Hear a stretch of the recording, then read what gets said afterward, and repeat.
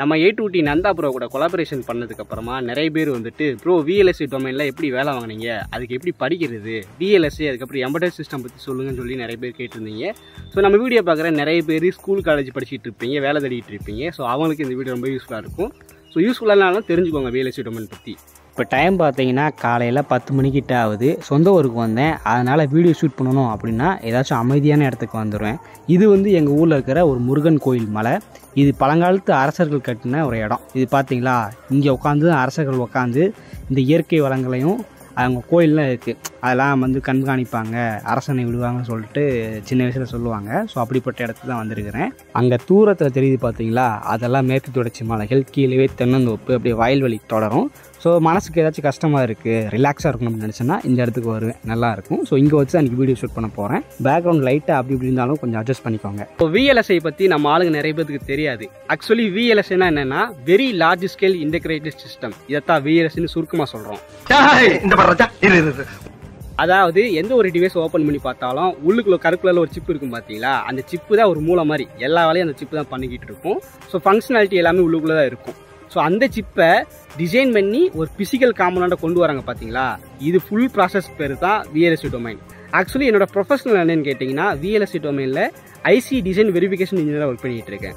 என்னடா VLSI domain சொன்ன, இப்போ கேட்டால் IC டிசைன் வெரிஃபிகேஷன் சொல்கிற, என்ன புதுசு புதுசாக சொல்லிக்கிட்டு இருக்க, இதுக்குள்ளே எத்தனை இருக்குன்னு கேட்டிங்கன்னா, ஆக்சுவலி நீங்கள் கருக்குலர் சிப்பை பார்க்குறீங்க, இது தமா துண்டு சிப்பு, ஒரு வாரத்தில் இதை கிரியேட் பண்ணிடலாம் அப்படி தான் நினைப்பீங்க. பட் அப்படி கிடையாது.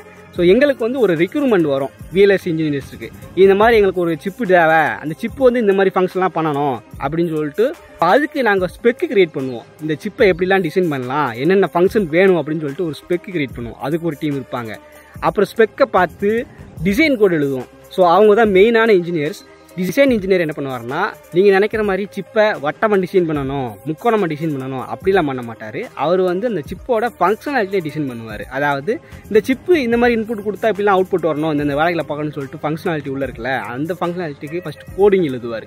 Very lock system Verilog, இந்த கோடை பேஸ் பண்ணி அவர் வந்து கோடிங் எழுதுவார். அவர் டிசைன் கோடு போட்டு முடிச்சுட்டு எங்களுக்கு தருவார். நான் வந்து IC design verification engineer work பண்ணுறேன்னா, ஸோ நான் வந்து அவர் போட்ட டிசைன் கோடுக்கு மல்டிபிள் இன்புட் கொடுத்து, அதாவது நானும் கோடிங்கில் தான் பண்ணுவேன், கோடிங் மூலமாகவே மல்டிபிள் இன்புட் கொடுத்து எந்த இன்புட் கொடுத்தாலும் நம்ம கரெக்டாக எக்ஸ்பெக்ட் பண்ணுற அவுட்புட் வருதா அப்படின்னு செக் பண்ணுவேன். இதுதான் functional verification and SOC verification சொல்லுவாங்க. இந்த வெரிஃபிகேஷன்லாம் நாங்கள் பண்ணிடுவோம். ஸோ நாங்கள் பண்ணி முடிச்சுட்டு அதுக்கப்புறம் தான் கேட் லெவல் பிசிக்கல் காம்பனண்ட்டாக வரும். ஸோ அதுக்கு வந்து ஃபேப்ரிகண்ட் அப்படி இப்படின்னு நிறையா இருக்குது. நான் வந்து டிசைன் அண்ட் டிசைன் வெரிஃபிகேஷன் இந்த ரெண்டு மட்டும் தான் எனக்கு தரவா தெரியும். இதுக்கப்புறம் வந்து நிறைய லெவல் இருக்குது, அதில் எனக்கு தெரியாது. ஜஸ்ட் தெரிஞ்சுக்கோங்க, நான் சைடில் ஒரு காலம் மாதிரி ஆட் பண்ணுறோம். ஸோ இவ்வளோ லெவலும் தாண்டினதுக்கு அப்புறம் தான் நமக்கு வந்து ஒரு பிசிக்கல் சிப்பாக நம்ம கைக்கு வருது. இந்த சிப்பை கிரியேட் பண்ணுறதுக்கு மாத கணக்கும் ஆகலாம், வருஷ கணக்கும் ஆகலாம். நான்லாம் ஒரு ப்ராஜெக்டில் ஒர்க் பண்ணேன், டிசைன் வெரிஃபிகேஷனையே 1.5 வருஷமாக பண்ணிகிட்டு இருந்தேன். அப்போ பார்த்துக்கோங்க அது எவ்வளோ பெரிய ப்ராசஸ் அப்படின்ட்டு. ஆட்டா VLSI, ஆனால் அதுக்குள்ளே பார்த்தீங்கன்னா இவ்வளோ டிபார்ட்மெண்ட் இருக்குது. இவ்வளோ டிபார்ட்மெண்ட்லேயும் ஒவ்வொரு இன்ஜினியர்ஸ் உள்ள ஒர்க் பண்ணிகிட்டு இருப்பாங்க. இப்பவே கண்ணை கட்டுது. சரி, ஓகே, இவ்வளோ பெரிய ப்ராசஸ் இருக்கிற அந்த VLSI டொமைனுக்குள்ளே நீ எப்படி நுழைஞ்ச அப்படின்னு உங்களுக்கு கேள்வி இருக்கலாம். அதை நான் சொல்கிறேன் பாருங்க. எனக்கு சின்ன வயசுலேருந்தே எலக்ட்ரானிக்ஸ் மேலே ரொம்பவே இன்ட்ரெஸ்ட்டு. எங்கள் வீட்டு பக்கத்தில் தான் பழைய இரும்பு கடை இருக்கும். அங்கே போயிட்டு இந்த பழைய டார்ச் லைட்டு, கொசு பேட்டு, இந்த மாதிரி சின்ன சின்ன எலக்ட்ரானிக் கேட்ஜெட் எடுத்து நம்ம சரி பண்ணிக்கிட்டு இருப்போம். ஸோ அப்படி சரி பண்ணும்போது உள்ள போர்டு இருக்கும், பேட்டரி இதெல்லாம் இருக்கும். இதெல்லாமே பிசிக்கல் காம்பனன்ட்ஸு. ஸோ போர்டில் ஏதாச்சும் ரெசிஸ்டர் போயிடுச்சு, கெப்பாசிட்டர் போயிடுச்சு அப்படின்னா அதை ரிப்ளேஸ்மெண்ட் பண்ணி செக் பண்ணி மல்டிமீட்டர் வச்சு செக் பண்ணி இப்போ எல்லாம் வீடியோ பண்ணிகிட்டு இருக்கிறோம். பட் எனக்கு அப்போயே இருந்த ஒரு சந்தேகம் என்னென்னா, காம்பனண்ட்டு மாற்றினா நம்ம சேஞ்ச் பண்ணிடுவோம், பட் நடுவில் ஒரு கருப்புல ஒன்று இருக்குது, சிப்புன்னு சொல்கிறாங்க, அந்த சிப்பு தான் இதுக்கு மூலன்னு சொல்கிறாங்க, எப்படி அந்த சின்ன சிப்பு வந்து எல்லா வேலையும் பார்க்குது? கம்ப்யூட்டரில் பார்த்தீங்கன்னா ஒரு ப்ராசஸ்ன்னு சொல்கிறாங்க, அந்த ப்ராசஸர் தான் OSலேருந்து எல்லாத்தையும் ஹேண்டில் பண்ணி பயங்கரமாக ஸ்பீடெல்லாம் கொடுத்து ஒர்க் பண்ணிகிட்டு இருக்குது. அதை எப்படி டிசைன் பண்ணுறாங்க? நம்மளை ஒரு சர்க்யூட் டிசைன் பண்ணால் அப்படி இப்படின்னு நம்ம கனெக்ட் பண்ணி ஒரு சர்க்யூட்டை டிசைன் பண்ணிடுவோம். ஆனால் சிப்பு எப்படி டிசைன் பண்ணுறாங்க, அது எப்படி வேலை பார்க்குறாங்கன்னு சொல்லிட்டு எனக்கு சின்ன வயசுலேருந்து ரொம்பவே ஒரு டவுட்டாக இருந்துச்சு. ஸோ 12th முடிச்சுட்டு நான் காலேஜ் வந்து எனக்கு இன்ஜினியரிங், அதுவும் எலக்ட்ரானிக் அண்ட் கம்யூனிகேஷன் தான் வேணும்னு சொல்லிட்டு நான் போய் ஜாயின் பண்ணேன். ஸோ ஜாயின் பண்ணிவிட்டு ஆரம்பத்தில் பார்த்தீங்கன்னா கொரோனா வந்துடுச்சு. அதனாலவே என்னால் பெருசாக கேதர் பண்ண முடியல. அந்த இது படிக்கணும் அப்படி இப்படின்னு சொல்லிட்டு இதே போயிடுச்சு. ஃப்ரெண்ட்ஸு கூட PUBG விளையாடுறது அப்படி இப்படின்னு சுற்றிக்கிட்டு இருந்தேன். அப்படி 3rd இயரில் பார்த்தீங்கன்னா கொரோனா முடிஞ்சு காலேஜ் ஓப்பன் பண்ணாங்க. அந்த டைமில் தான் VLSI அப்படிங்கிற சப்ஜெக்ட் வந்துச்சு. ஸோ அதை பார்த்தாச்சும் இந்த சிப் டிசைனில் வந்து எனக்கு இன்ட்ரெஸ்ட் ஏறிச்சான்னு கேட்டிங்கன்னா இல்லை. ஏன்னா சிலபஸில் வந்துட்டு என்னென்னமோ கொடுத்துருக்காங்க, அது வந்து புரியாது. ரொம்ப மண்டையை குழப்பம், எதுக்கிட்ட அதெல்லாம் படிச்சுக்கிட்டு பேசாமல் மனப்படம் தள்ளிட்டு இதை கிளியர் பண்ணிட்டு போயிடும் அப்படி தான் இருக்கும். ஸோ அப்படி தான் நான் அந்த VLSI சப்ஜெக்டை வந்து பாஸ் பண்ணேன். சும்மா ஏதோ கொசம் இருக்குது, எப்படி இதெல்லாம் படிக்கிறது ஒன்றும் புரிய மாட்டேங்குன்னு சொல்லிட்டு மனப்பாடம் பண்ணிவிட்டு மேக்கப் பண்ணிட்டு தான் அந்த பேப்பரையே நான் கிளியர் பண்ணேன். ஸோ இன்ஜினியரிங் ஃபைனல் இயர் படிச்சுக்கிட்டு இருந்தேன். அப்போ தான் எங்கள் காலேஜுக்கு கேம்பஸ் இன்டர்வியூ வர ஆரம்பித்தாங்க. ஆரம்பத்தில் ஒரு 10-15 கம்பெனி பார்த்தீங்கன்னா எல்லாமே ஐடி கம்பெனி தான் வந்துச்சு. ஸோ கடைசியாக தான் ஒரு VLSI கம்பெனி வந்துச்சு. அதுக்கப்புறம் 2-3 எம்பெடட் சிஸ்டம் ரிலேட்டட் கம்பெனி வந்து கேம்பஸ் இன்டர்வியூக்கு வந்தாங்க. ஸோ இதுலேருந்து தெரிஞ்சுக்கணும் VLSIக்கு எவ்வளோ டிமாண்ட் இருக்குது. ஒரே ஒரு கம்பெனி தான் வருது. கிட்டத்தட்ட ஒரு 30-40 கம்பெனி கேம்பஸ்க்கு வந்திருப்பாங்க. அதில் ஒரே ஒரு கம்பெனி தான் VLSI ரிலேட்டட் கம்பெனி. சரின்ட்டு நான் எனக்கு கோடில் தான் போகணும் இன்ட்ரெஸ்ட்டு. அதனால் நான் VLSI அந்த கம்பெனியோட இன்டர்வியூ அட்டன் பண்ணேன். ஸோ அப்போ பார்த்தீங்கன்னா ஆரம்பத்தில் ஆப்டிடியூட் கேட்டாங்க. நீங்கள் ஐடியாக இருக்கட்டும் இல்லை கோராக இருக்கட்டும் எது எடுத்தாலும் உங்களுக்கு வந்து ஆப்டிடியூட் கேட்பாங்க. ஏன்னா உங்களோட ஸ்கில்ஸ் எப்படி இருக்குது, logical reasoning skills, IQ level எப்படி இருக்குதுன்னு செக் பண்ணுறதுக்கு கண்டிப்பாக எல்லாத்துக்குமே ஆப்டிடியூட் டெஸ்ட் வைப்பாங்க. ஸோ டிஜிட்டல் எலக்ட்ரானிக்ஸ் வச்சாங்க. ஸோ நான் வந்து அதில் பாஸ் ஆகிட்டேன். பாஸ் ஆகிட்டதுக்கப்புறம் நீங்கள் நெக்ஸ்ட் லெவலுக்கு செலக்ட் ஆகிட்டேன்னு சொன்னாங்க. இதில் டிஜிட்டல் எலக்ட்ரானிக்ஸ் தான் மெயினான ஒன்று. நீங்கள் வந்து VLSI போகிறீங்களோ அல்லது எம்பெடட் சிஸ்டம் போகிறீங்களோ வாட் எவர், அதுக்கெல்லாம் கோர் எதுன்னு கேட்டிங்கன்னா டிஜிட்டல் எலக்ட்ரானிக்ஸ் தான். ஸோ ஃபைனல் இயரில் அந்த இன்டர்வியூவில் ஃபஸ்ட் ரவுண்ட் கிளியர் பண்ணுறதுக்கு ரொம்பவே யூஸ்ஃபுல்லாக இருந்துச்சு. சரி, அதுக்கப்புறம் என்ன நடந்துச்சுன்னு கேட்டிங்கன்னா, இதுக்கப்புறம் தான் நான் VLSI அப்படிங்கிற டொமைனுக்குள்ளே கால் வைக்கிறேன். அதுக்கு முன்னாடி வரைக்கும் எனக்கு ஒன்றுமே தெரியாது. அந்த ஃபஸ்ட் ரவுண்ட் கிளியர் பண்ண பார்த்தீங்களா, அதுக்கப்புறம் தான் எனக்கு நிறைய விஷயங்கள் தெரிய வந்தது. அந்த கம்பெனி என்ன பண்ணாங்க தெரியுமா, ஆரம்பத்தில் ஒரு 3 வாரம் ட்ரைனிங் நாங்களே கொடுப்போம். அதாவது VLSIயில் இண்டஸ்ட்ரி லெவலில் என்னென்ன இருக்குது அப்படிங்கிறத பற்றி ஒரு 4-5 லாங்குவேஜ் இருக்குது. அதை நாங்களே வந்து ட்ரைனிங் கொடுப்போம். ட்ரைனிங் முடிச்சுட்டு ஒரு ப்ராஜெக்ட் பண்ண சொல்லுவோம். அந்த ப்ராஜெக்ட் பண்ணி முடிச்சிங்க, சக்ஸஸ்ஃபுல்லாக பண்ணி முடிச்சிங்க அப்படின்னா அதுக்கப்புறம் செகண்ட் ரவுண்ட் இன்டர்வியூ கண்டக்ட் பண்ணி அதுலேருந்து நாங்கள் ஷார்ட் லிஸ்ட் பண்ணி ஆஃபர் கொடுப்போம் அப்படின்னு சொல்லியிருந்தாங்க. 3 வாரம் ட்ரைனிங் நடந்துச்சா, அதில் வந்து வெரிலாகி, சிஸ்டம் வெரிலாகி, UVM இது எல்லாத்தையுமே மேட்டாப்பில் சொல்லிக் கொடுத்தாங்க. ஸோ இது 3மே பார்த்தீங்கன்னா VLSI டொமைனில் ரொம்பவே யூஸ்ஃபுல்லாக இருக்கக்கூடியது. நீங்கள் கம்பெனி போனீங்க இண்டஸ்ட்ரியல் லெவலில் இதுதான் யூஸ் ஆகிட்டு இருக்கும். பட் இது 3மே நீங்கள் வந்து சிலபஸில் படிக்க முடியாது. வெரிலாக கூட கொஞ்சம் அப்பப்போ மேட்டாப்பில் இருக்கும். சிஸ்டம் வெரிலாகி, UVM இதெல்லாம் பார்த்தீங்கன்னா நம்ம இன்ஜினியரிங் சிலபஸில் வராது.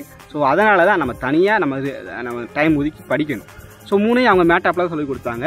பட் நான் பார்த்தீங்கன்னா யூடியூப்பில் போய்ட்டு சர்ச் பண்ணேன். அதுக்கப்புறம் வெப்சைட்டில் போய்ட்டு சர்ச் பண்ணேன். அப்போ நான் 2022 அப்போ வந்து அந்தளவுக்கு யூடியூப்பில் யாருமே VLSI பற்றி போஸ்ட் பண்ணல. இந்த கோடிங் எப்படி படிக்கணும், எப்படிலாம் இருக்கும் கான்செப்ட்லாம் யாருமே போஸ்ட் பண்ணல. ஸோ நான் அப்போ என்ன பண்ணேன்னா VLSI வெரிஃபைன்னு சொல்லிட்டு ஒரு வெப்சைட் இருக்குது. அந்த வெப்சைட்டில் போய்ட்டு தான் வெரிலாகி, சிஸ்டம் வெரிலாகி, UVM அப்புறம் ஃபங்க்ஷனல் கவரேஜ் நிறையா இருக்கும். பட் நமக்கு இன்டர்வியூ கிராக் பண்ணுறதுக்கு வெரிலாகி, சிஸ்டம் வெரிலாகி, UVM இந்த 3ஐயும் மட்டும் நான் அந்த வெப்சைட்டில் படித்தேன். கோடிங் எக்ஸாமோட ஒவ்வொரு கான்செப்ட்டும் நல்லா கிளியர் கட்டாக கொடுத்துருப்பாங்க. ஸோ நீங்கள் காலேஜ் ஃபஸ்ட் இயர் படிச்சுட்டு இருக்கீங்க அல்லது ஃபைனல் இயர் படிச்சுட்டு இருக்கீங்க, VLSIக்குள்ள டொமைனில் போகணும்னு நினைக்கிறீங்க அப்படின்னா ஆரம்பத்தில் ஆப்டிடியூடு, அப்புறம் டிஜிட்டல் எலக்ட்ரானிக்ஸ், அப்புறம் அந்த VLSI வெரிஃபை அப்படிங்கிற வெப்சைட்டில் போயிட்டு இந்த கான்செப்டெல்லாம் டெய்லி உட்காந்து படிச்சிங்கன்னா நீங்கள் கோடிங் போட்டு பார்த்தீங்கன்னா இதில் வந்து நல்லா ஸ்கில்ஃபுல்லாக ஆயிடலாம். ஸோ இது வந்து உங்களோட கேம்பஸ் இன்டர்வியூக்கு ரொம்ப யூஸ்ஃபுல் ஆகும். அந்த 3 வாரம் ட்ரைனிங் முடிச்சதுக்கு அப்புறமா அவங்க வந்து ஒரு ப்ராஜெக்ட் கொடுத்தாங்க. டீப் ஃபிளிப் ஃப்ளாப்புக்கு டிசைன் கோடு போட்டு வெரிஃபிகேஷன் கோடு போட்டு அவுட்புட் கொண்டு வாங்க அப்படின்னு சொல்லியிருந்தாங்க. அதையும் நான் போட்டு சப்மிட் பண்ணிட்டேன். ஸோ அதுக்கப்புறம் இன்டர்வியூ கண்டக்ட் பண்ணாங்க. அதில் வந்து பேஸ்லேருந்து ஆரம்பித்தாங்க. Digital electronics, Verilog, system Verilog, UVM 3ஐயும் கம்பேர் பண்ணி பெரிய பெரிய கொஸ்டினாக கேட்டாங்க. ஸோ நிறைய பேர் அட்டன் பண்ணாங்க. அதில் நான் மட்டும் செலக்ட் ஆனேன். அப்போ வந்து ரொம்பவே பெருமையாக இருந்துச்சு. ஸோ ஃபஸ்ட்டு அப்போ தான் காலேஜ் படிச்சுட்டு இருக்கோம். காலேஜிலே ஒரு VLSI கம்பெனி கிடச்சிச்சுன்னா போய் பாருங்கள் எவ்வளோ லக்கின்ட்டு. சின்ராஷ கையிலேயே பிடிக்க முடியாது.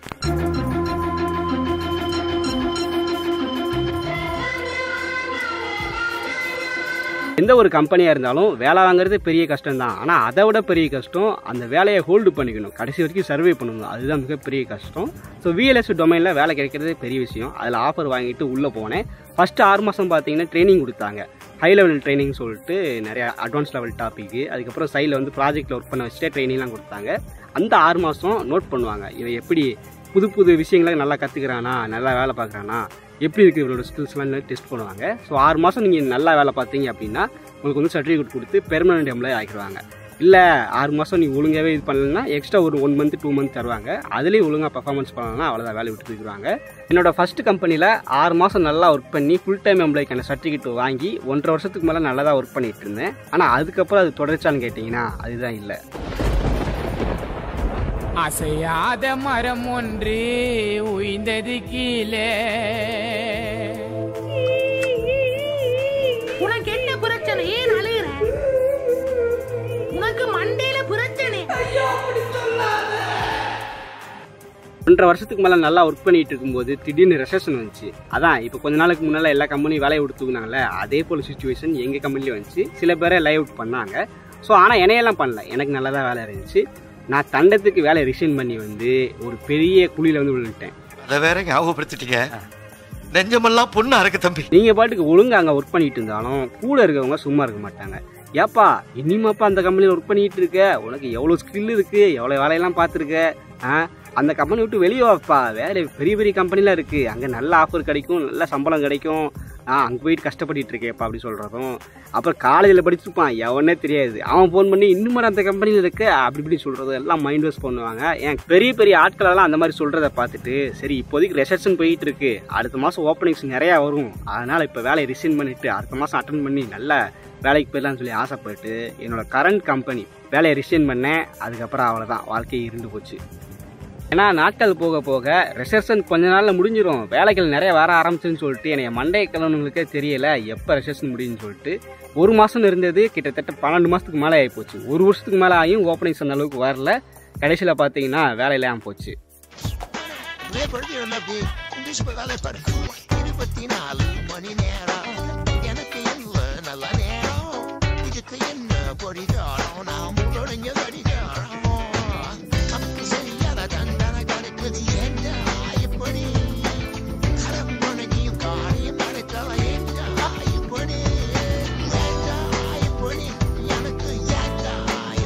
ஒரு வருஷத்தில் நான் நிறைய கற்றுக்கிட்டேன். இந்த சொசைட்டி பார்த்தீங்கன்னா நீங்கள் வேலையில் இல்லைனாலும் என்னப்பா காலேஜ் முடிச்சு இவ்வளோ நாள் ஆச்சு நீ வேலைக்கு போகாமல் இருக்க, தண்டச்சோராக இருக்க, ஒரு இதுக்கு யூஸ் ஆகாமல் இருக்குன்னு திட்டிகிட்டே இருப்பாங்க. வேலையில் இருந்தாலும் என்னப்பா இன்னும் அந்த கம்பெனியில் வேலை பார்க்குற, உனக்கு இருக்க திறமைக்கு நீ எங்கேயோ போகலாம்பா அப்படி சொல்கிறதும். வேலையை விட்டு வேறு வேலை தேடிட்டு இருக்கீங்க, லிங்க்டின்ல ஓப்பன் டு ஒர்க் அப்படி போட்டிருக்கீங்க அப்படின்னாலும் எவனும் இந்த வேலை இருக்குது வாரியான்னு ரெஃபர் பண்ண மாட்டான். என்ன நானும் 4-5 மாதத்துக்கு மேலே பார்த்துக்கிட்டு இருக்கேன், இன்னும் ஓப்பன் டு ஒர்க்கே இருக்குது, இது செலக்ட் ஆகலையாங்கும், நல்லா படி என்ன வேலை கிடைக்கும் அப்படி தான் சொல்லுவானே தவிர எவனுமே ஹெல்ப் பண்ண மாட்டான். இதுதான் இந்த உலகத்தோட இது. ஒரு வருஷம் இந்த மாதிரி தான் ரொம்பவே கஷ்டமாக இருந்துச்சு. அப்போ தான் என் பழைய கம்பெனி நினச்சி பார்த்தேன், பேசாமல் மூட்டை அங்கேயே ஒர்க் பண்ணிகிட்டு இருக்கலாம், தேவையில்லாமல் வேலையை ரிசைன் பண்ணி எனக்கு ஸ்கில்லே இல்லை, அந்தளவுக்கு ஸ்கில்லே இல்லை. அப்போது என்னை செலக்ட் பண்ணி எனக்கு ட்ரைனிங்லாம் கொடுத்து நிறைய விஷயங்களை கற்றுக்க வச்சு VLSA அப்படிங்கிற பார்த்த நான் செமஸ்டரில் படித்தவங்களை பார்த்தீங்களா, அதை விட எனக்கு நல்லா தெளிவாக புரிய வச்சு வேலை வாங்கி கொடுத்தது என்னோடய ஃபஸ்ட்டு கம்பெனி தான். சரி அதை போயிட்டு ரிசைன் பண்ணிட்டு வந்திருக்குமான்னு சொல்லி தோணுச்சு. ஸோ நீங்களும் இந்த மாதிரி தான் ஒரு கம்பெனியில் வேலை வாங்கிட்டீங்க, கஷ்டப்பட்டு வேலை வாங்கிட்டேன் அப்படின்னா அதை தக்க வச்சுக்கோங்க. இடையில நிறைய விஷயங்கள் நடக்கலாம், அவன் ஏதாச்சும் சொல்லுவான், அதெல்லாம் கேட்டுட்டு இருக்காதிங்க. கம்பெனிக்கு போனீங்களா, வேலை கிடைச்சிச்சா, அந்த வேலையை நல்லா கற்றுக்கோங்க. இந்த சாஃப்ட்வேர் கம்பெனிஸ் ஐடி கம்பெனிஸ்லாம் பார்த்தீங்கன்னா ஆரம்பத்தில் ப்ரெஷருக்கே அதிகமான சேலரி தருவாங்க. பட் VLSA எம்டி சிஸ்டம் பார்த்தீங்கன்னா ஆரம்பத்தில் கம்மி சம்பளம் தான் தருவாங்க. அப்படிங்கிறப்போ நீங்கள் வந்து மனசு கஷ்டப்பட வேண்டாம், என்னடா நம்ம கூட தான் படித்தான், அவன் ஐடியில் அவ்வளோ சம்பளம் வாங்குறான், நம்ம இவ்வளோ வாங்குறோன்னு சொல்லிட்டு மனசை போட்டு உழட்டிக்க வேண்டாம். கோர் கம்பெனிஸில் ஒரு வருஷம் 2 வருஷம் கஷ்டமாக தான் இருக்கும், சம்பளம் கம்மியாக தான் தருவாங்க. ஸோ தொழிலை கற்றுக்கோங்க, சம்பளத்தெல்லாம் இதே பார்க்காதீங்க. தொழிலை நல்லா கற்றுக்கிட்டீங்க அப்படின்னா 3ஆவது வருஷம் வெளியே வரும்போது உங்களுக்கு நல்ல பேக்கேஜில் சம்பளம் கிடைக்கும். சரி அப்போ என் கதை என்னாச்சுன்னு கேட்டிங்கன்னா, 1 வருஷம் வேலை இல்லாமல் இருந்தேன். அந்த 1 வருஷத்தை வேஸ்ட் பண்ணல, சைடில் யூடியூப்பில் வீடியோ போட்டு அதை கொஞ்சம் டெவலப் பண்ணிட்டேன். அதுக்கப்புறம் சைடில் படிச்சுட்டே இருந்தேன். இப்போ பார்த்தீங்கன்னா ஒரு கம்பெனியில் இந்த மாதிரி ஃப்ரீலான்ஸ் அதுன்னு ஒர்க் பண்ணிட்டு இருக்கிறேன். ஸோ கூடிய சீக்கிரம் நானும் ஒரு பெரிய கம்பெனியில் ப்ளேஸ் ஆவேன். நான் தண்டத்துக்கு வேலையை ரிசைன் பண்ணதுக்கப்புறம் 1 வருஷம் ஃபினான்ஷியலாகவே ரொம்ப கஷ்டமாக தான் இருந்துச்சு. பட் யூடியூப்பில் வந்து கொஞ்சம் அமௌண்ட் வந்துச்சு, அதை எடுத்து வீட்டுக்கு செலவுக்கு வச்சுக்கிட்டதுனால அந்த சொசைட்டி வந்து என்னை பெருசாக கழுவி ஊற்றலை. ஸோ நீங்கள் வந்து ஒரு கம்பெனியில் ஒர்க் பண்ணிட்டு இருக்கீங்க, ஃப்ரெஷராக ஒர்க் பண்ணிட்டு இருக்கீங்க, இல்லை கொஞ்ச நாள் ஒர்க் பண்ணிட்டு இருக்கீங்க அப்படின்னா அவன் ஏதாச்சும் சொல்லுவான், அதை கேட்டு வேலையை ரிசைன் பண்ணாதீங்க. ஸோ வேறு கம்பெனி போய்ட்டு நல்லா சம்பளம் வாங்கலாம்னு சொல்லிட்டு அப்படி ஆசையை வளர்த்துக்காதீங்க. ஃபஸ்ட்டு தொழில் கற்றுக்கோங்க, அதுக்கப்புறம் ஆஃபர் உங்களை தேடி வரும். ஓகேவா? இப்படி வேறு கம்பெனி மாற போகிறீங்க அப்படின்னா ஃபஸ்ட்டு இந்த கம்பெனியில் ஒர்க் பண்ணிவிட்டு வெளியில் இன்டர்வியூ அட்டன் பண்ணி ஆஃபர் வாங்கிக்கோங்க. வேலை கிடச்சிருச்சு அப்படின்னு கன்ஃபார்ம் பண்ணதுக்கப்புறம் வேலையை ரிசைன் பண்ணுங்கள். வேலை இல்லாமல் ரிசைன் பண்ணிங்கன்னா உங்கள் வாழ்க்கையே பயங்கர திண்டாட்டமாக போயிடும். ஸோ எனக்கு அப்படி தான், நான் காலேஜ் படிச்சுட்டு இருக்கும்போது எனக்கு அந்த ஆஃபர் கிடச்சிருச்சு என்னோடய ஃபஸ்ட்டு கம்பெனியில். அதனால் வெளியே எப்படி ஜாப் தேடுற கஷ்டம் தெரியல. காலேஜ் முடிச்சுட்டு டேரெக்டாக கம்பெனியில் ஜாயின் பண்ணதுனால நான் பாட்டுக்கு குதூகலத்தில் இருந்துட்டேன். ஸோ இப்போ தான் புரியுது வெளியில் வேலை தேடுறது எவ்வளோ பெரிய கஷ்டமான வேலை அப்படின்ட்டு. போயிட்டு நாய்படாத பாடுபட வேண்டியது இருக்கும்.